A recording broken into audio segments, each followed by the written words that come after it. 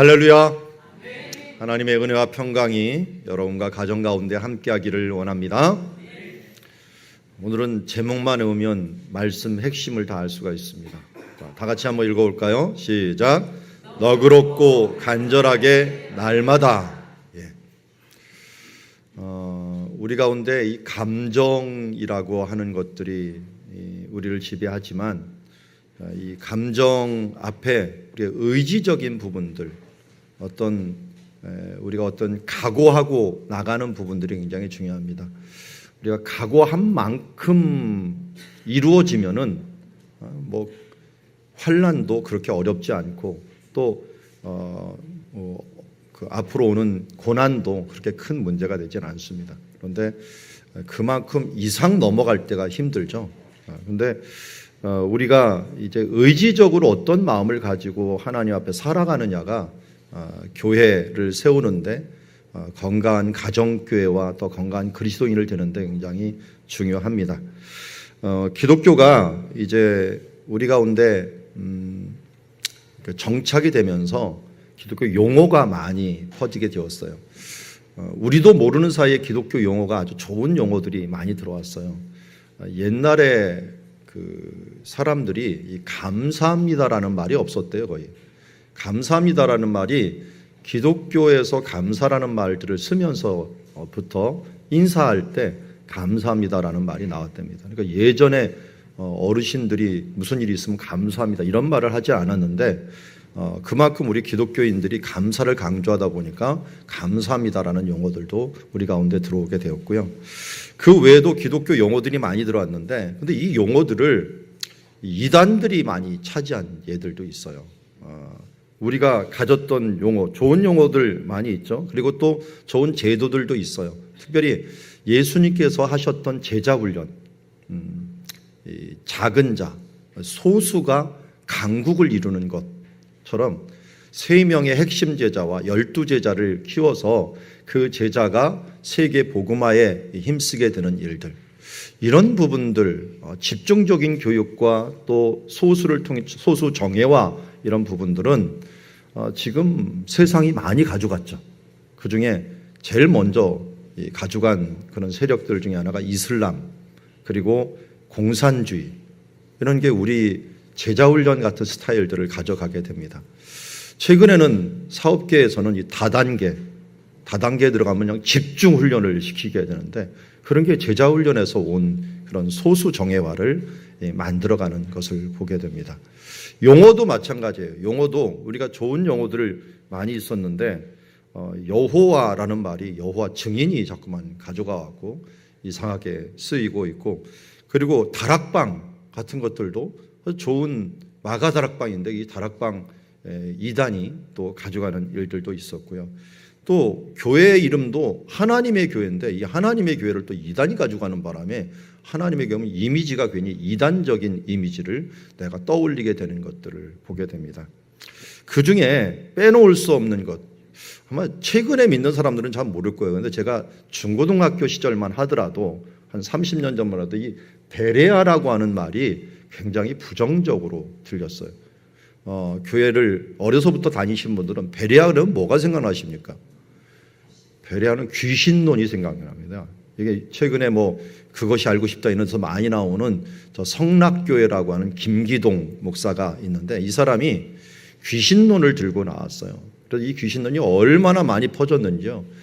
옛날에는 다방이었죠. 이런 데도 모임을 가지면 그 다방 전체에 있는 사람 다 나갈 정도로 이 사람들이 기도하고 모임이 대단했습니다. 그래서 한마디로 이 귀신론은 모든 것이 귀신이 있기 때문에 나사렛 예수 이름으로 귀신을 다 쫓아내야 된다라고 주장했던 사람들이고요. 그래서 감기 귀신이 들면은 감기 귀신을 쫓아내기 위해서 기도를 해야 된다 하면서 모든 것들 귀신으로 해석했던 그런 일들이 있었기 때문에 기독교계에서는 이단위로 징계를 했는데, 그래도 그 사람들이 워낙 강력하게 움직이다 보니까 베레아 그러면 베레아 이단, 베레아 이 귀신 이런 식으로 우리에게 잘못 입력되어 있는 단어 중에 하나가 베레아입니다. 그런데 왜 그 사람들이 베레아했느냐? 사실 김기동이라고 하는 그 사람이 성경에 어마어마한 열심을 냈어요. 통독이 지금에 와서 많이 유행을 하긴 하지만 그 사람이 최소한 이 목회를 시작하기 전에 100번 이상을 통독하고서 성경을 아주 정식으로 읽고 시작한 사람이에요. 근데 거기서 그 성경을 이용을 한 거죠. 성경에 나를 맞추는 게 아니라 성경을 이용해 버리면 그다음 그거보다 무서운 게 없어요. 공산주의가 성경을 이용한 것이었거든요.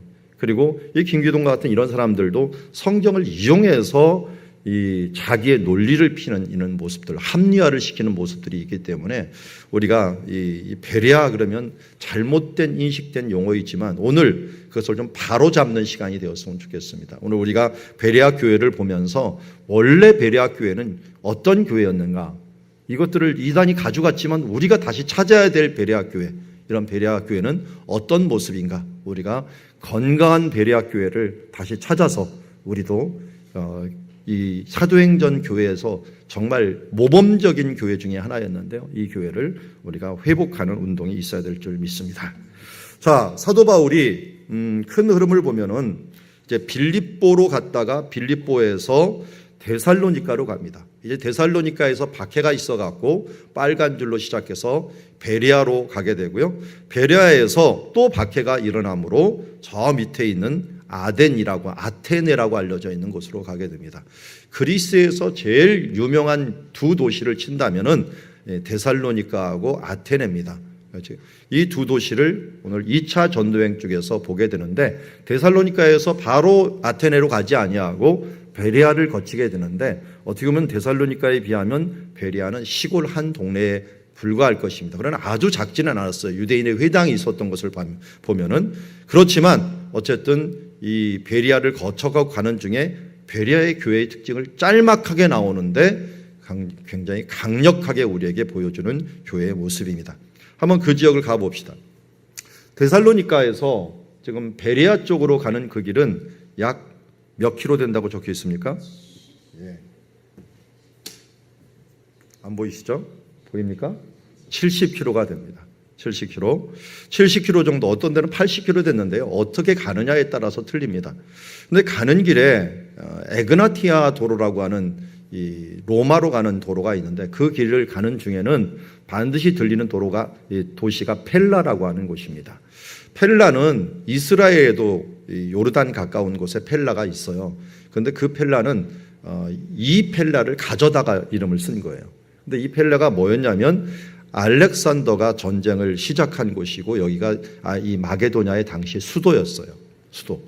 그러니까 데살로니가보다 알렉산더 시절에는 펠라가 수도였어요. 수도였는데, 이게 알렉산더가 자랐고 또 여기서 이 전쟁을 시작하게 된, 그런 원정을 시작하게 된 아주 근본지라고 할 수 있는 것이 펠라인데, 알렉산더의 기억이 아주 선명하게 나는 지역이겠죠. 그리고 또 그 밑에 베르기나라고 하는 지역이 있는데요. 이 베르기나라고 하는 이 지역은 또 이 알렉산더의 아버지의 무덤이 발견이 되었고, 알렉산더의 아들의 무덤이 또 발견이 된 장소이기도 하고요. 그리고 이 펠라 이전의 수도였어요. 이전의 수도요. 그러니까 펠라가 한 5세기 정도의 수도가 있는데, 그 전에 마게도냐의 수도였던 것입니다. 근데 그 베르기나 바로 옆에 베레아가 있게 됩니다. 아까 성경을 읽을 때 베레아라고 안 읽고 다른 이름으로 읽긴 했는데, 베로니아로 주로 읽었던 것 같은데, 어디서 많이 듣긴 한 것 같아요. 베로니아가 뭐 있죠? 아로니아가 있나요? 아로니아. 네. 아로니아 때문에 베레아가 좀 혼동이 되는데, 베레아입니다. 베레아. 원래 영어로는 베리아로 번역을 했고요. 번역을 했는데 오 발음이, 위 발음이 있어요. 그래서 베레아라고 하는 부르는데요. 베레아라고 하는 지역이 베르니아하고 아주 가까운 곳에 이 버스를 타도 10분 내에 가는 그런 짧은 거리에 위치하고 있습니다. 근데 여기도 옛날의 수도였기 때문에 한마디로 딱 보면은 뭡니까? 여기 있는 들판, 넓은 들판이에요. 넓은 들판이 다 뭐냐면 마게도냐의 수도였던 장소이고, 그야말로 활동 근거지였던 장소예요. 근데 마게도냐 하면은 알렉산더가 딱 기억나지만 사실은 철학자 중에 아리스토텔레스가 또 기억이 나죠. 아리스토텔레스가 또 마게도냐 출신이에요. 이게 마게도냐 출신이 이 사람이 아테네 가서 유학을 한 거예요. 근데 아테네에서 유학이다 보니까 그 당시에는 시골에서 왔다, 아니면 이건 아예 다른 나라로 취급을 한 거예요. 다른 나라로 취급을 했다 그래갖고 워낙 뛰어난데도 불구하고 플라톤이 수제자로 삼았는데도 분명히 있는데도 그의 이 뒤를 잇는 사람은 이 아리스토텔레스가 시골 사람이요 외부 사람이라고 그에게 뒤를 안 이어줬어요. 후계자를 자리를 안 줬어요. 다른 사람에게 주는 바람에 나중에 그 아리스토텔레스가 다른 쪽으로 갔다가 그와 함께 한동안 어린 시절 같이 자랐던 필립 왕이라고 빌립이라는 왕이 자기 아들을 교육을 담당해달라 해갖고 부르게 됩니다. 그 사람이 알렉산더죠. 빌립의 아들 알렉산더를 한 4년 정도를 그가 가르칩니다. 그런데도 알렉산더는 그의 수제자가 되어서 워낙 똑똑했고 또 대단한 인물이었기 때문에 알렉산더의 철학을 그대로 받아들입니다. 그래서 알렉산더가 점령을 하고 전쟁을 할 때 지켰던 원칙이 아리스토텔레스 같은 철학을 가지고 지키게 됩니다. 그래서 가는 곳곳마다 싸움해 갖고 이기는 게 아니라 이기고 난 다음에 그의 철학과 그의 문화를 그곳에 전달해 줍니다. 그래서 알렉산더가 간 장소에는 반드시 민주적인 문화가 만들어집니다. 그걸 위해서 원형 극장을 만들고 그리고 아고라를 만듭니다. 그러니까 아고라 가운데서 토론이 일어나게 만들고 극장에서 문화가 상영되게 만들어 갖고 이 알렉산더가 다스리고 지나간 모든 지역들은 언어가 헬라어로 점점점 퍼져갖고 모든 지역이 헬라 언어로 바뀔 정도로 이 알렉산더는 아리스토텔레스의 영향을 많이 받은 사람이라고 할 수가 있습니다. 그런 지역이 지금 데살로니가, 펠라, 베르기니아, 베레아 이런 지역입니다. 그런데 이런 지역인데 데살로니가는 아무래도 도시화가 많이 되다 보니까 좀 오염된 게 있어도 베레아 지역은 그래도 이 아리스토텔레스의 교훈을 받아갖고 그들의 철학을 가진 일들 그런 학문적인 태도를 가진 사람들이 굉장히 많았어요. 우리 신학을 할 때 철학은 신학의 시녀다라고 말한 그런 학자들도 있었는데 철학적인 사고를 가지고서 성경을 보려고 하는 시도들도 많이 있었습니다. 그래서 여기 아리스토텔레스가 정의론 뭐 여러 가지를 얘기했는데 그런 것 중에서 아주 유명한 글이 여기 하나 적혀 있는데요. 정의란 각자에게서 각자의 몫을 나눠주는 것이다 하는 이런 말도 했고 아리스토텔레스를 통해서 알려준 아주 우리에게 전해진 것 중에 하나가 이 동물 쪽에 대한 이 편람이에요. 동물에 대한 연구가 굉장히 잘했고 특별히 아리스토텔레스가 해부를 잘했어요. 그러니까 해부학이라고 하는 용어가 아리스토텔레스에서 나왔어요. 왜냐하면 그의 아버지가 의사였고 그의 할아버지도 의사였어요.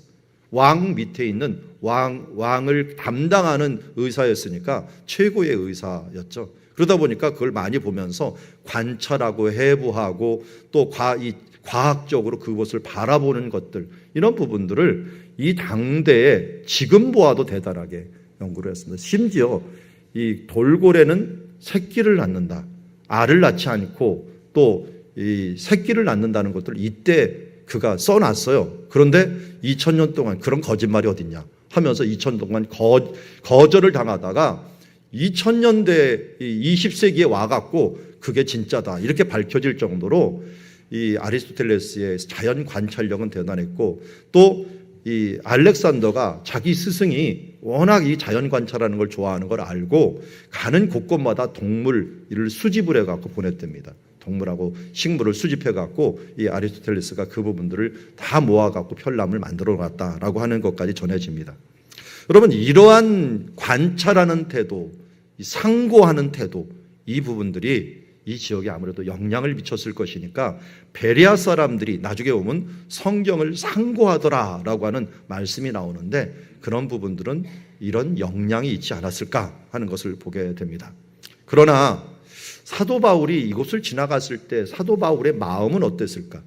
그 대단한 헬라의 철학과 그리고 이 헬라의 그 문화뿐만 아니라 권력, 권세 그것이 시작되었던 그 땅을 지나가면서 그 땅을 관통하면서 사도 바울의 마음은 어땠을까? 저도 인간인지라 큰 건물 앞에나 또 대단한 권력을 가진 사람들 앞에나 가면은 저도 떨립니다. 오늘 우리 찬양을 할 때 상혜 형제가 맨 처음에 시작할 때 답지 않게 좀 떨었어요. 떨면서 찬양을 맨 처음 시작하고 또 우리 한상화 교수님도 뭐 여장분인데도 좀 떨더라고요. 좀 끝에 가서 떠는 걸 보니까 이게 할 수 없구나. 모두 다 처음 해보는 것들이나 익숙하지 않은 것은 떤다. 근데 저는 여기 설 때마다 멜라 떨어요. 저는 여러분들은 그냥 제가 자연스럽게 얘기하는 것 같죠? 저 발에서는 벌벌 떱니다, 지금. 근데 그게 정상이에요. 저는 그게 정상이라고 생각을 하면서 사는 사람이에요. 왜냐하면 이 긴장감 없이 무엇을 한다는 것들은 자칫 잘못하면 실수하기 쉬워요. 제가 외국에서 영어도 못하는데 말 실수를 한 적이 별로 없어요. 왜 그런지 아십니까? 말을 잘 못하니까 거기 가서 무슨 말을 해야 될지를 생각을 해요. 당장 슈퍼마켓에 가서도 내가 사야 되는데 살 때 이 무슨 단어를 얘기해야 되고 뭘 얘기해야 될까 하는 걸 생각하고 가요. 은행에 가서도 이게 구자가 뭐지? 내 통장을 뭐라고 말을 하지? 하면서 또 사전을 다 찾아보고서 가갖고 그 다음 얘기를 해요. 그러다 보니까 쓰잘데없는 말은 할 시간도 없고 그 말 딱 필요한 말만 하다 보니까 말 실수할 일이 없어요. 그런데 한국에 돌아오자마자 말 실수가 막 일어나네요. 왜요? 생각 안 하고 긴장감 없이 말을 하다 보면은 꼭 실수를 해요. 그래서 가장 말로 상처를 많이 주는 사람이 가족이에요. 그냥 편하다 싶으니까 이 서로를 향하여 막말을 해버려 갖고 다행히 가족 간에는 상처를 덜 받아서 그렇지 그 가족이 남이라고 생각하면요 어마어마한 싸움이 일어났을 거예요. 그만큼 우리가 긴장감 없이 하나님을 대하거나 또 교회를 대하거나 하는 부분들은 차라리 마이너스 효과가 있게 됩니다. 우리가 하나님을 대할 때는 그래서 경외함으로 좀 두렵고 떨림으로 하나님을 바라보고 또 그 앞에서 서 있다. 내가 코람되어 하나님 앞에 서 있다는 삶의 태도를 견지할 때 우리가 건강한 삶을 살아갈 수 있는 줄 믿습니다. 오늘 사도 바울도 아마 이곳에서는 내가 가지고 가는 이 복음이 너무 하찮게 여김을 받을 수도 있었고 본인은 이 헬라 철학과 대단한 아리스토텔레스의 이런 철학들을 공부한 사람으로서 이 복음이 너무 단순하고 좀 너무 초라해 보일 수도 있었을 것입니다. 그러나 여기 끝난 다음에 이제 나중에 3차 전도여행 때 로마서를 쓰면서 이렇게 이야기를 합니다. 우리 같이 한번 읽어볼까요? 시작. 내가 복음을 부끄러워하지 아니하노니 이 복음은 모든 믿는 자에게 구원을 주시는 하나님의 능력이 됨이라. 먼저는 유대인에게요 그에게 그리고 헬라인에게로다. 아멘. 복음은 능력입니다. 어떤 능력을 줍니까? 구원을 주시는 하나님의 능력입니다. 예수 그리스도 그분은 이리저리 철학에서는 이리 말하고 저리 말하고 한참 말하고 논리적인 것 같지만 결국은 결론을 내지 못합니다. 구원하지 못해요. 하나님의 이 복음은 구원을 주는 하나님의 능력이요. 이것은 먼저 유대인에게 들어가지만 헬라인에게도 예외 없이 내가 온 여기 있는 헬라인에게도 예외 없이 이것을 들어간다 하면서 사도 바울이 회당을 가서 유대인을 전도했지만 그 다음 같이 있는 헬라인에게도 전도하면서 복음을 가지고서 구원의 역사를 이루기 위하여 복음으로 그 마게도냐를 정복하기 위하여 그는 발걸음을 내딛었고 그래서 그가 밤에 쫓겨나서 초라한 모습으로 도망가는 것 같이 보였지만 그는 당당하게 또 다른 곳에 가서 복음을 전했습니다. 그곳이 어디입니까? 베레아입니다. 베레아 유대인의 회당에 들어가서 복음을 전하게 됩니다. 이 베레아에 있는 사람들, 그 사람들이 전한 그 모습이 지금도 이 회당이 있었던 장소에 기념비를 하나 세워놨는데 회당은 다 없어지고 계단석 3개만 남은 것 같아요. 근데 계단석 3개가 뭐냐? 사도 바울이 저 위에 서갖고 복음을 전한 장소다 해갖고 그것을 기념하는 장소로 지금 남아있는 것을 보게 됩니다. 자, 이곳에서 이제 베레아 사람들한테 말씀을 전하는데 베레아 사람들, 특별히 베레아에 있는 회당 그리고 베레아 나중에 교회죠. 이 교회가 된 사람들에게는 아주 독특한 3개의 특징이 있었는데 이것이 그들을 건강하게 만드는 결과를 가져왔습니다. 오늘도 우리가 이 베레아 교회 이 3가지 특성을 우리가 배우면서 어떻게 건강한 교회를 만들어가기 위해서 노력할 것인가 함께 나누기를 원합니다. 첫 번째, 베레아 교회는 너그러웠다라고 합니다. 우리 옛날 성경 개정판 나오기 전에 개역판 나올 때는 너그러운 걸 뭘로 해석을 했습니까? 베리아 사람은 어떠해서? 신사적이어서 라고 하는 말이 번역이 좀 바뀌었어요.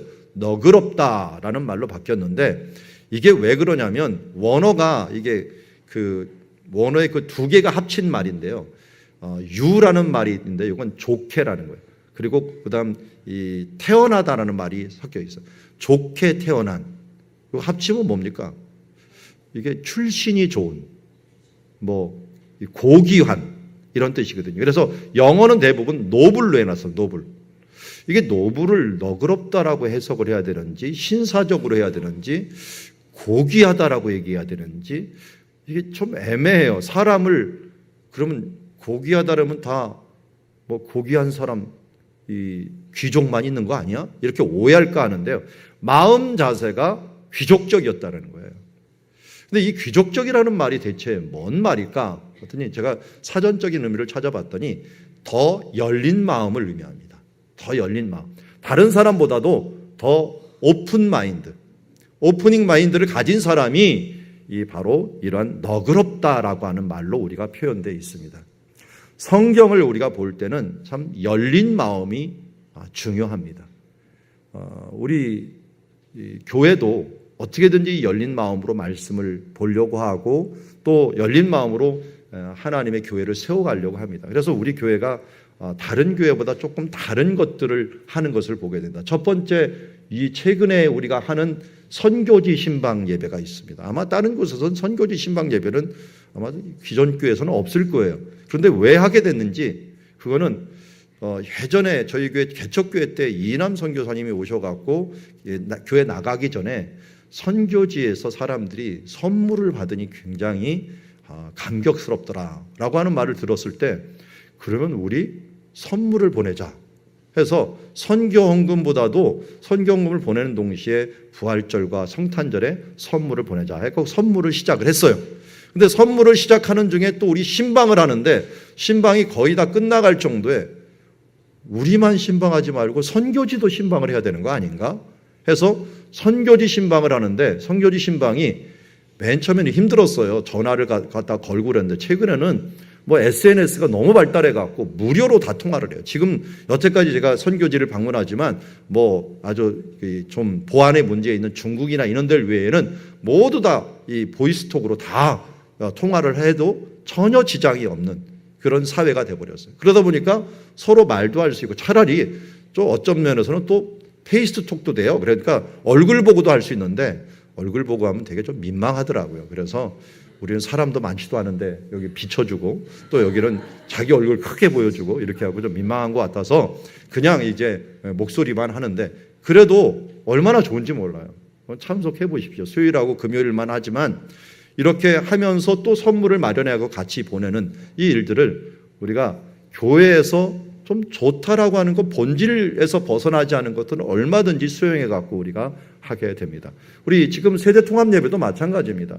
왜 이것이 필요할까 하는 것들을 보고 시작을 하게 됩니다. 그래서 오프닝 마인드로 어떻게든지 우리가 이 하나님의 나라와 교회를 위해서 열린 마음으로 준비를 해야 되고 앞으로도 마찬가지입니다.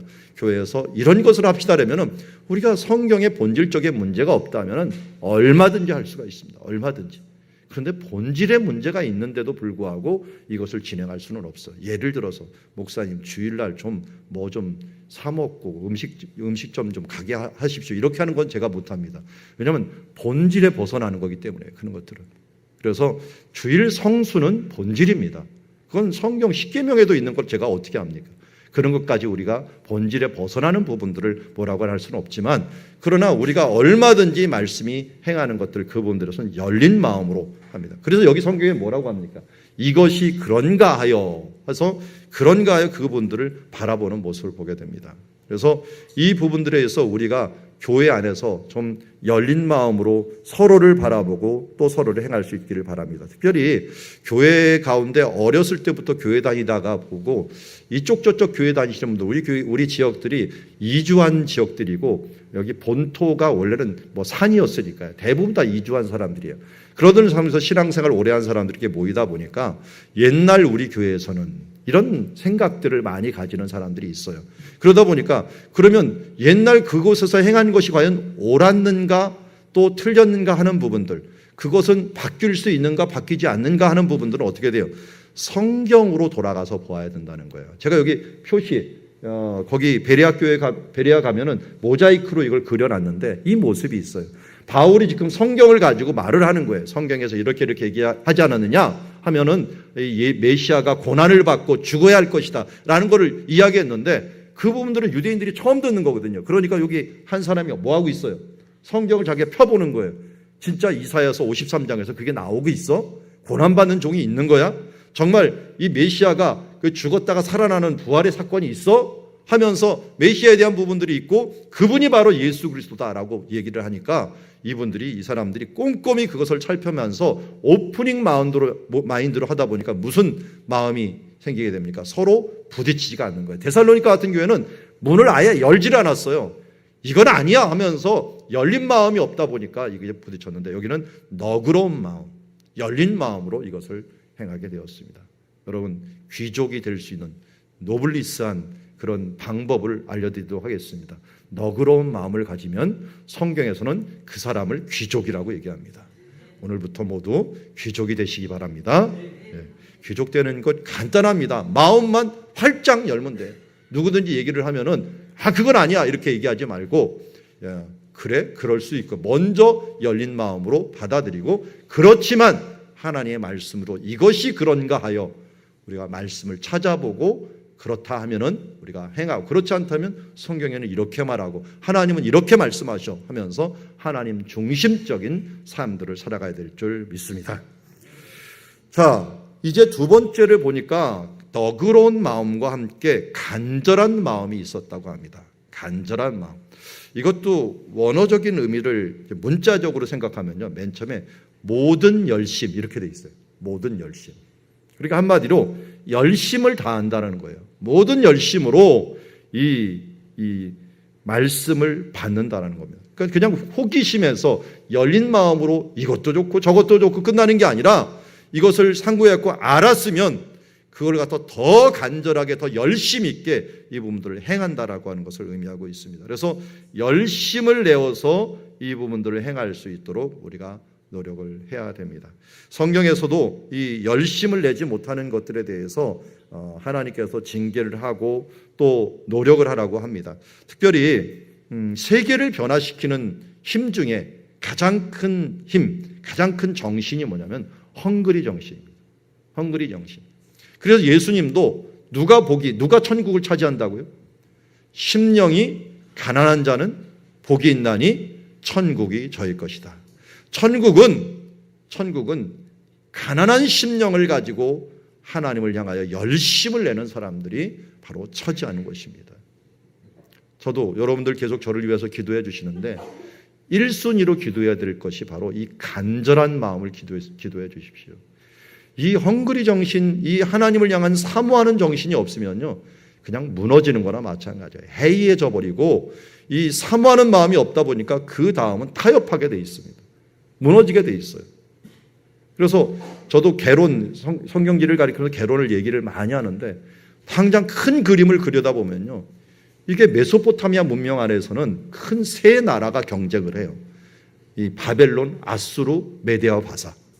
근데 이 나라에 항상 이기는 나라를 보면은요 바벨론이 가장 풍요로운데 맨날 져요. 아수르한테 져요. 바벨론이 한 번 딱 이긴 적이 있어요. 그래서 그때는 언제냐? 쫓겨났을 때. 쫓겨나니까 자기도 가난해지거든요. 그러니까 한 번 이긴 적은 있어도 대부분 아수르가 더 가난한데 가난해요. 근데 그 아수르보다 더 가난한 사람이 누구냐? 메데와 바사. 이 사람은 산 속에서 살았던 사람들이에요. 이 산족들이 힘을 합쳐갖고 또 이 사람들을 점령을 합니다. 근데 이 산족들보다 더 또 가난했던 사람이 누구냐? 바다 사람들이에요. 그 사람들이 헬라 사람들이에요. 이 사람들이 또 쳐들어와갖고 이걸 점령하게 됩니다. 여러분, 이 세계 역사의 흐름은 가난한 자들의 것입니다. 그것은 이 외적인 부분들도 가난이지만 심령이 가난한 자들의 것이에요. 그러니까 우리가 하나님의 말씀에 대해서 의에 줄이고 목마른 마음으로 항상 간절한 마음으로 경건에 힘쓰고 나가야 될 줄 믿습니다. 오늘 디모데전서 4장 8절에 이렇게 얘기합니다. 육체의 연단은 약간의 유익이 있으나 경건은 범사의 유익이 있다니 금생과 내생의 약속이 있느니라. 여러분, 육체의 훈련들 중요합니다. 최근에 제가 운동을 본격적으로 시작을 했는데, 그래서 지난주에는 하루도 안 빼놓고 운동을 했어요. 쉽지가 않습니다. 제가 운동을 한 이유가 양심에 꺼려서 그런데, 하나님이 해라라고 하는 사인을 주셨어요. 몸이 아파서 이번에 사인을 준 게 아니고, 이 사람들을 만날 때마다 사인을 주는 거예요. 이렇게 운동했더니 저렇게 운동했는데, 한 분을 만났는데 결정적으로 제가 쇼크를 입었어요. 저보다 10살 많으신 목사님인데 제 강의를 들으러 오신 거예요. 용인에 계신 목사님이 들어왔는데, 저는 나이가 그렇게 되는지를 몰랐어요. 근데 얼마 있으면 은퇴한다라고 얘기를 하더라고요. 근데 몸이 너무 단단한 거예요. 근데 연세를 물어봤더니 저보다 10살이 많은 거예요.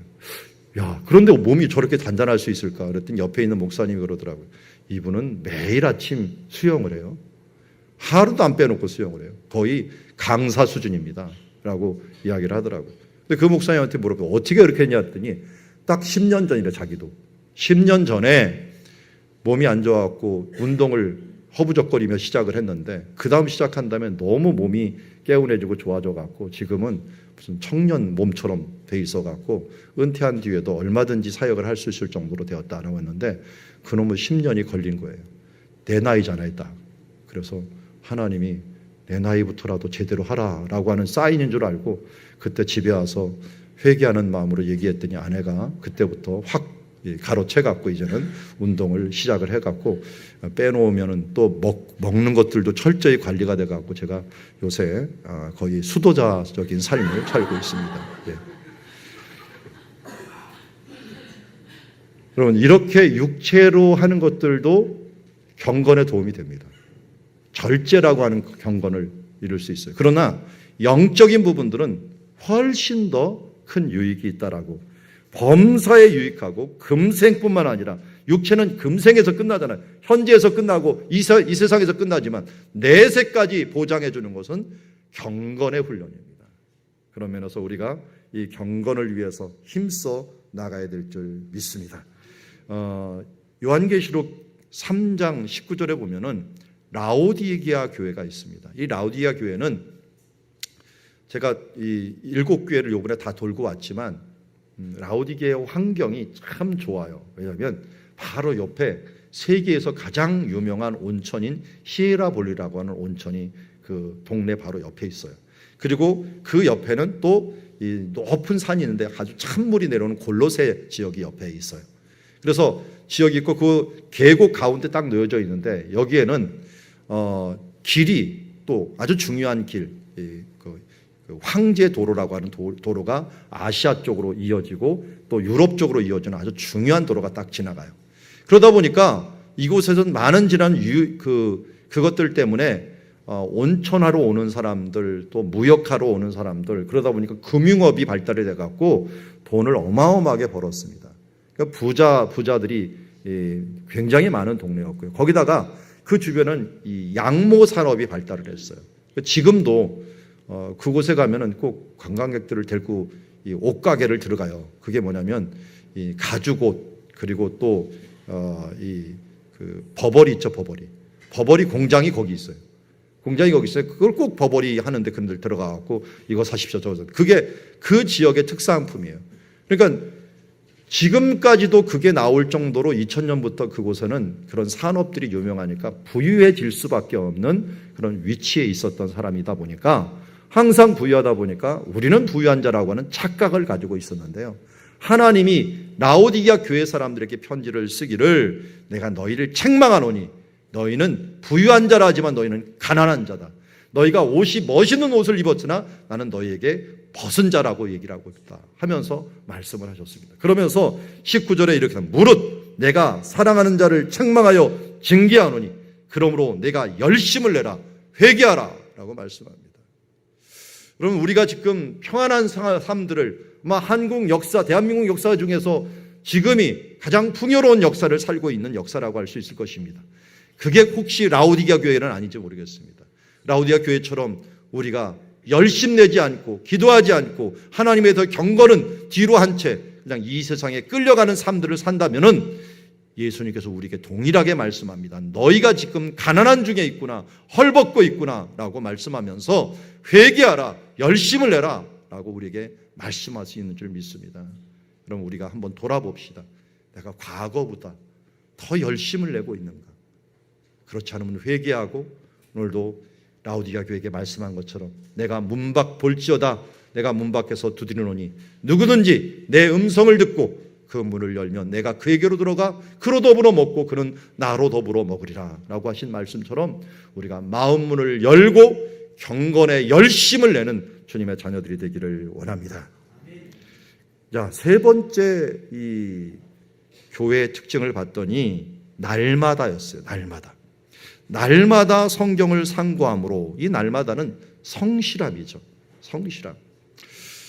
어떤 분이 그 학계에서 조사한 걸 얘기를 하더라고요. 여러분 어느 분야에든지 전문가가 되려고 하면은요 10,000시간만 투자하면 된답니다. 그 10,000시간이 뭐 말이 10,000시간이지 얼마나 많은 시간이겠습니까? 그런데요 이 10,000시간은 중요한 게 아니라 얼마나 꾸준히 조금씩 하다 보면 그 시간이 훨씬 더 늘어나게 됩니다. 제가 신학을 시작하면서 하나님 제가 그래도 은사를 가지고서 뭔가 시작을 해야 될 것 아닙니까? 해서 이스라엘을 갔다 온 다음에 하나님 내가 주신 은사를 뭐 붙들고 해야 되는데 맨 처음에 가져왔을 때는 히브리에서 왔으니까 언어를 학교에서 가르쳤어요. 성신대학원에서 히브리어 성경 번역을 전공했기 때문에 석사를 그걸 가지고 가르쳤는데 그걸 가르치다 보니까 신학생밖에 못 가르치겠는 거예요. 성도들한테 문자 썼다가는 다 떠나가 버려요. 갑자기 무슨 이상한 언어들을 써봤자 은혜가 안 돼. 은혜가.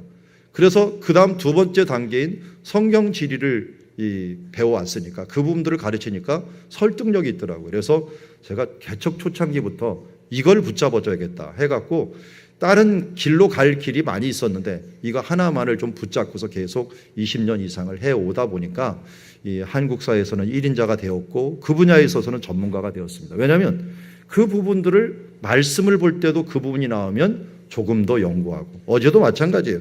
제가 오늘 말씀을 연구할 때 그냥 한 게 아니라 펠라하면 소크라테스 글을 많이 보느라고 시간을 너무 많이 소비했어요. 갑자기 제가 철학 보느라고 소크라테스가 대체 무슨 말을 했나 하는 것들을 옛날에 봤던 걸 다 잊어버렸기 때문에 또 한번 되살리느라고 소크라테스의 무슨 그 책들 쭉 보면서 야 이거 복잡해서 그런데 이게 성도들한테 말해봤자 도움이 안 돼요. 그렇지만 알고는 지나가야 돼요. 그리고 소크라테스하고 또 그 빌립하고 어렸을 때 언제 어디서 어떻게 살았는가 그 지도까지 다 찾아가고 보느라고 이게 뭐가 산만하더라고요. 너무 산만한데 그런데 하나 두 개 다진 것들이 나중에 가면은 큰 자산이 돼 갖고 그게 어떻게 내가 매주 공부하고 또 이 매일 설교하잖아요. 그럴 때마다 관심 있는 분야를 조금씩 더한 것들이 이게 어마어마한 양이 돼 갖고 감히 누구도 따라올 수 없을 정도의 정보의 양을 소유할 수 있었던 것은 날마다의 효과예요. 날마다. 예전에 우리 전도 전략을 우리 교회가 이제 초창기 때 전도를 어떻게 할까 하는 전략을 짤 때 이인남 선교사님이 모셔갖고 도움을 많이 주셨는데 그때 고은영 선교사님이 이것저것 다니고 또 부인이신 고은영 선교사님 같이 다니면서 결론적으로 우리 교회에게 조언해주고 부탁해준 것 중에 뭐였냐면 짧은 시간이라도 꾸준하게 같은 장소에서 날마다 하는 것이 중요합니다.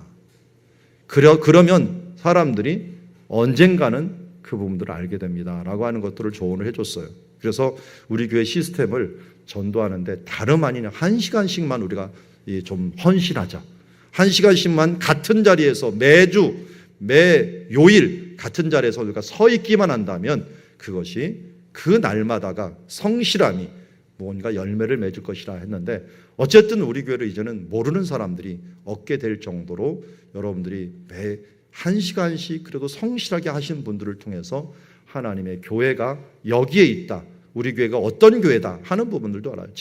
심지어 우리 교인들이 얼마나 자랑을 잘해놨는지 다른 교회 다니시는 분들이 자기 교회 오라는 말을 소개를 안 해주고 뭘 원하십니까 하는 말씀을 좀 배우려고 합니다. 그러면 사랑누리 교회 가세요.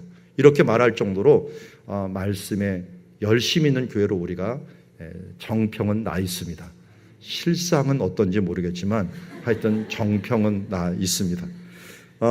그게 그냥 나온 게 아니라 그 성경에서도 이 날마다의 강점을 에베소 교회에서 나중에 보여줍니다. 에베소의 교회에서 두란노 서원에서 큰 부흥운동이 일어났고 아시아 지역을 거의 복음화를 시킬 수 있었던 가장 큰 힘이 뭐였습니까? 2년 동안 두란노 서원에서 날마다 어떻게 해요? 성경을 강론했습니다. 그것이 교회를 번영시키는 결과를 가져왔다는 것을 알고 우리가 말씀에 더욱더 성실하게 날마다 큐티하고 날마다 찬양하고 날마다 기도하고 하면서 하나님의 교회를 세워가길 원합니다. 그 결과 어떤 열매를 맺었습니까? 그 중에 믿는 사람이 많았다는 것은 이건 유대인들이 많았다는 거예요. 의외죠. 유대인들이 반발을 해야 되는데 이 유대인들은 특별해 갖고 이 말씀을 상고해 보니까 이것이 그렇거든요. 그래서 유대인들 중에 믿는 사람들이 많았고요. 그 중에 베레아 사람 브로의 아들 소바도 같은 사람은 사도 바울을 끝까지 쫓아다니는 제자의 삶들을 살았던 이런 사람들도 있었고요. 그리고 헬라 유대인에게요 헬라인이라고 했잖아요. 헬라인들 중에서 귀부인이 믿고 그들 남자들도 믿는 이런 많은 사람들이 믿는 것이 열매가 나타났습니다. 그러나 열매가 있을 때 뭐가 있습니까? 박해가 따르게 됩니다. 그래서 멀리 그 70km 떨어진 데살로니가 사람들이 이런 열심을 가지고 왔어요. 이 데살로니가 베레아 사람들은 말씀에 열심이 있었는데 이 사람들은 데살로니가 사람들은 어떤 열심이 있었어요? 박해에 열심이 있었어요. 여러분 좀 좋은 것에 열심을 냅시다. 게임에 열심을 내지 마시고 우리 하나님 말씀 보는데 열심을 내시고 드라마 보는데 너무 열심을 내지 마시고 우리가 먼저 그의 나라와 그의 의를 구하는 우리가 기도에 좀 힘을 써주시기 바랍니다. 여러분 TV를 늦게 보면 볼수록 새벽 기도 일어나는 게 힘들어집니다. 그거를 포기하면 포기할수록 어떻게 합니까? 하나님의 이 기도할 수 있는 시간이 늘어나게 되는 거죠. 오늘 이 어려움, 잘못된 열심을 가진 사람들이 올 때 예수님께서는 이렇게 얘기합니다. 이 동네에서 너희를 박해하던 저 동네로 피하라. 이런 것을 보면요, 제가 써놨지만 타이틀을 박해는 인도입니다. 박해는 하나님의 인도입니다. 드로아 환상을 볼 때 예수의 영이 성령이 이끌었다라는데 하나님이 이끄는 방식이 무엇입니까? 어떨 때는 막으심이요, 어떨 때는 환란이요, 어떨 때는 박해요. 이것이 하나님의 인도하심입니다. 차라리 환란 중에서 우리가 더 많은 것을 하나님의 뜻을 깨닫고 또 하나님께로 가까이 나가는 것들을 보게 되는데 하나님의 인도하심은 여러 가지 방식이 있지만 환란도 어려움도 하나님의 인도하심 중에 하나이다 하는 것을 깨닫고 사도 바울이 이제 피하게 됩니다. 어디로 피합니까? 아테네라고 하는 장소로 피하는데 이 와중에도 잊지 않았던 것이 무엇입니까? 그 교회가 너무 어렸어요. 어린 교회를 그냥 두고 가면은 와해되기 직전이에요. 시작이 됐는데 손이 텄는데 이거를 잘못했다가는 어떻게 합니까? 그냥 무너지게 됩니다. 그러다 보니까 바울이 실라와 디모데를 거기에 머물게 해서 그들이 교회를 수습하고 빨리 돌아오기를 원했던 것을 보게 되고요. 데살로니가전서 3장에 보면은 데살로니가 교회도 다시 이 아테네에 와갖고 아테네에서 다시 데살로니가로 보냅니다. 그러니까 사도 바울이 뭔가 세웠는데 불안하다 싶으면요, 아무리 멀어도 돌려보냅니다. 가갖고 그 교회를 빨리 수습하고 와라. 그래서 사도 바울의 편지가 많이 남은 이유 중에 하나는 신방 편지입니다. 신방. 요새 같으면 전화나 SNS로 했던 것이 남아 있었겠죠. 그런데 그 당시에는 먼 지역이다 보니까 편지로 보내고 사람을 보내고 해서 교회를 세우는데 노력을 했던 것을 봅니다. 여러분, 태어나는 것도 굉장히 힘들지만 자라게 하는 것들도 굉장히 힘듭니다. 우리가 전도하는 것도 힘들지만 서로 연약한 자를 돌봐주고 신앙을 자라게 하는 일들 우리가 해야 될 큰 일인 줄 믿습니다. 말씀을 정리합니다. 베레아 교회처럼 우리가 성경을 상고하고 이것이 그런가 하여 상고하면서 건강한 경건한 교회가 되기 위해서는 너그러운 마음, 열린 마음을 가져야 되고 간절한 마음, 열심을 다하는 마음을 가져야 되며 날마다 성실을 다하는 마음이 있어야 될 줄 믿습니다. 오늘도 이러한 마음, 이러한 자세를 가지고 우리 가정교회를 세우고 사랑누리교회를 세우고 한국교회를 세우고 세계교회를 세우는 주의 자녀들이 되기를 주의 이름으로 축원합니다. 기도하겠습니다.